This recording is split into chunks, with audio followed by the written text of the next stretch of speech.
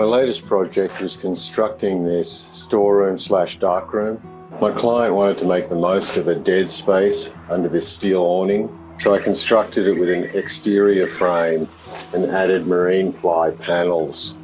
My client's an enthusiastic photographer, so the idea was we could convert it into a darkroom as well, so it could serve two purposes.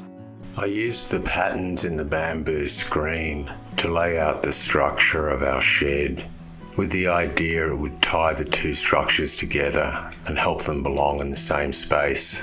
Join me as I take you through the process of constructing this custom-built shed.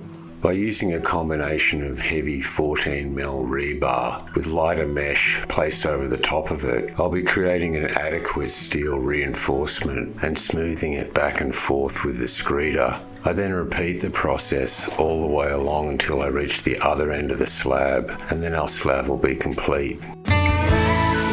You come and go like a monsoon rain. You have